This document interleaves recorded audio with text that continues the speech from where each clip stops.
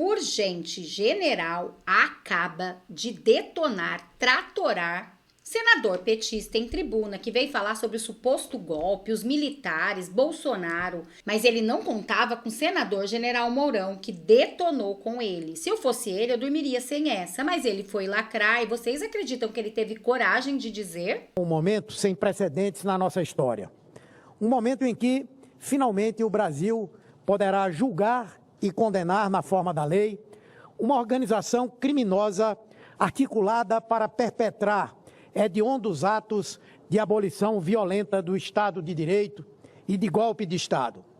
Jair Bolsonaro e outros 36 indivíduos, entre eles militares graduados, como seu candidato a vice, Braga Neto, o ex-ministro Augusto Heleno, o ex-comandante da Marinha, Almir Garnier, e o general da Reserva, Mário Fernandes, além de civis como o ex-ministro da Justiça, Anderson Torres, e o então diretor-geral da ABIN, e hoje deputado federal, Alexandre Ramagem, foram indiciados pela Polícia Federal por uma trama sórdida e assombrosa que pretendia matar o presidente da República eleito, o seu vice e o presidente do Tribunal Superior Eleitoral, membro da Suprema Corte.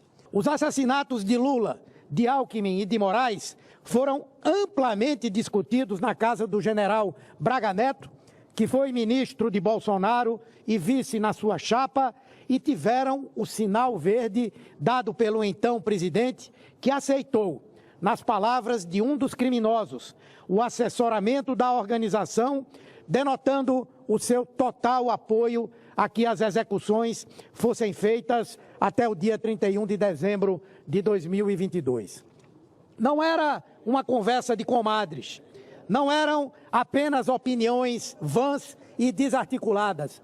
Era um minucioso e detalhado planejamento, chamado de punhal verde e amarelo, com expressiva parte dos responsáveis já identificados pelas investigações, na exata medida das suas responsabilidades. Não adianta agora chorar, ouvir com firula jurídica para escapar dos braços da lei, do poder do Estado que eles tentaram a todo custo derrubar. O golpe de Estado, a partir da morte do presidente eleito e do seu vice, é crime absolutamente tipificado pelo Código Penal, porque assassiná-los seria eliminar o governo constituído pela vontade popular, pela vontade das urnas, independentemente de posse ou diplomação, tendo em conta a expectativa de direito à vida a partir da inquestionável vitória eleitoral. Estamos diante de uma hedionda organização criminosa, gestada dentro de um governo genocida e assassino, que agiu deliberadamente para matar Lula, Alckmin e Alexandre de Moraes, e que certamente estenderia esse extermínio a todos que se opusessem ao golpe de Estado. Inclusive, quem sabe, vários dos que compõem essa casa não estariam mortos, presos, exilados ou torturados.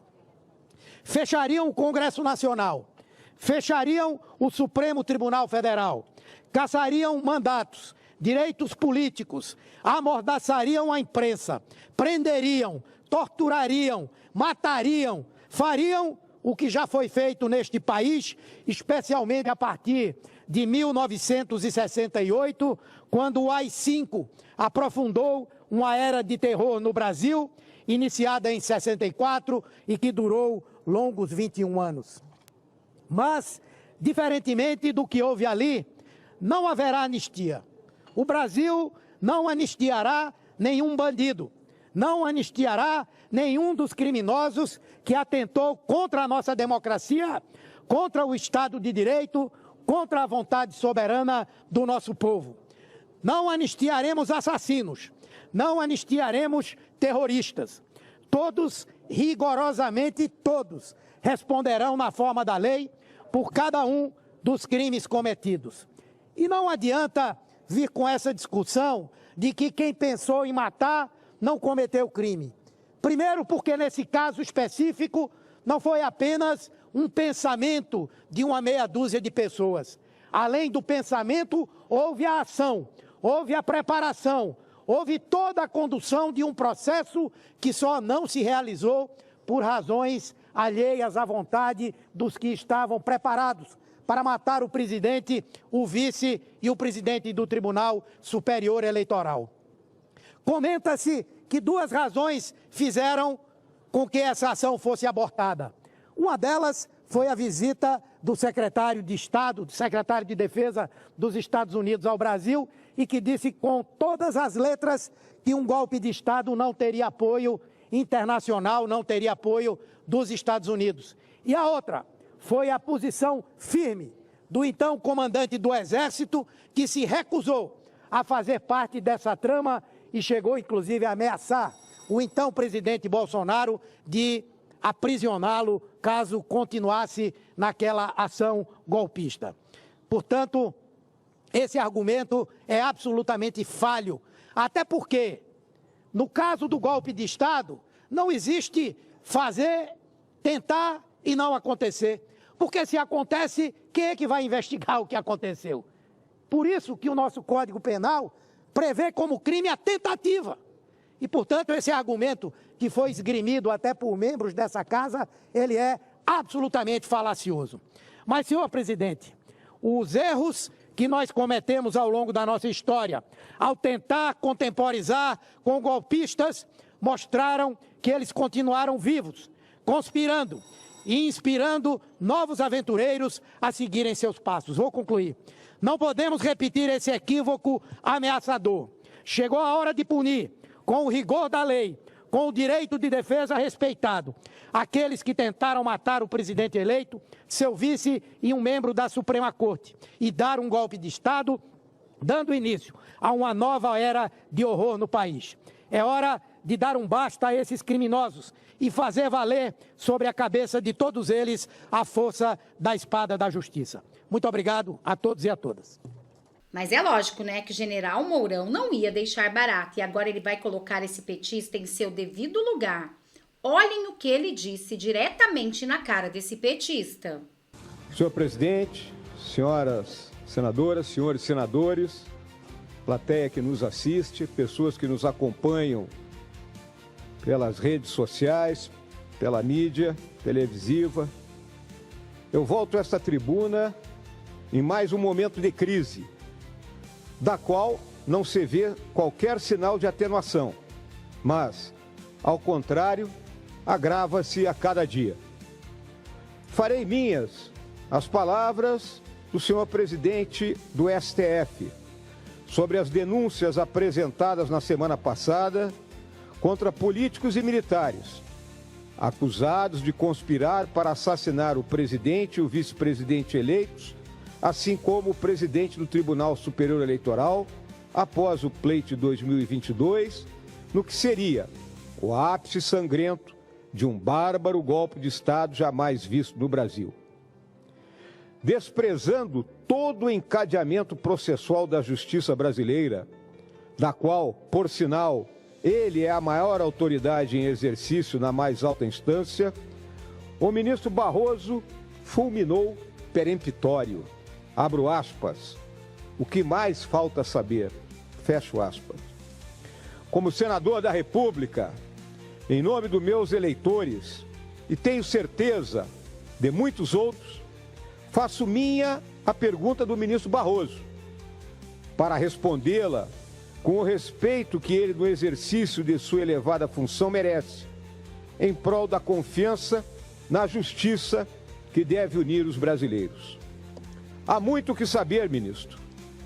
Falta saber, ministro, como o inquérito instaurado de ofício há mais de 5 anos, sem término à vista, espraia-se por meandros cada vez mais tortuosos e escabrosos. Que lei, que Constituição, que ordenamento legal e processual respaldam esse proceder?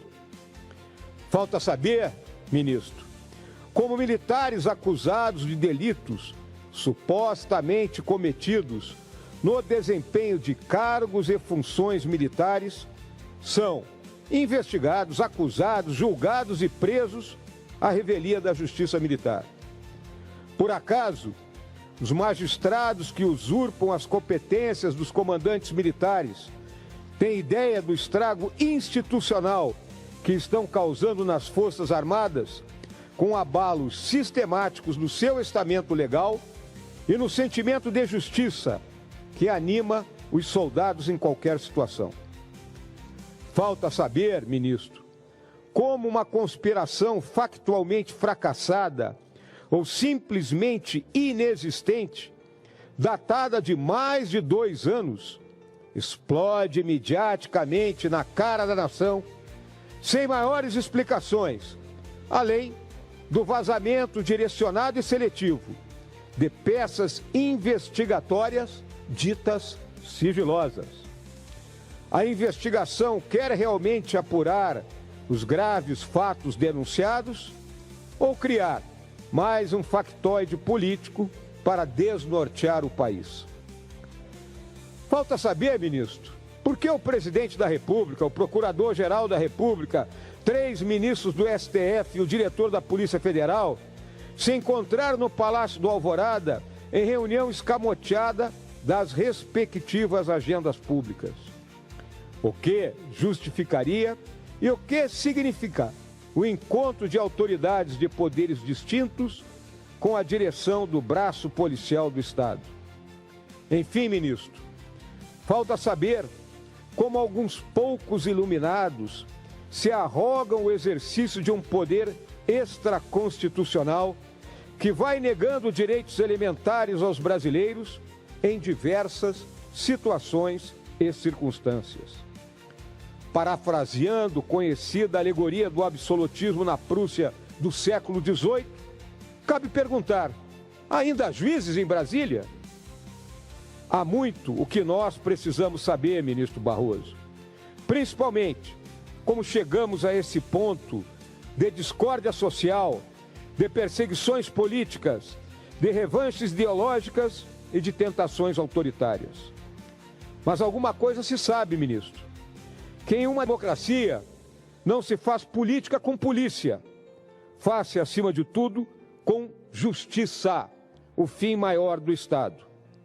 Se realmente soubermos disso, poderemos evitar o desastre que está encomendado para o Brasil. E vocês, gente, o que vocês acharam de tudo que disse o general Hamilton Mourão? Realmente colocou esse petista em seu devido lugar? Humberto Costa sempre acusando o Bolsonaro, sempre trazendo esses absurdos em tribuna.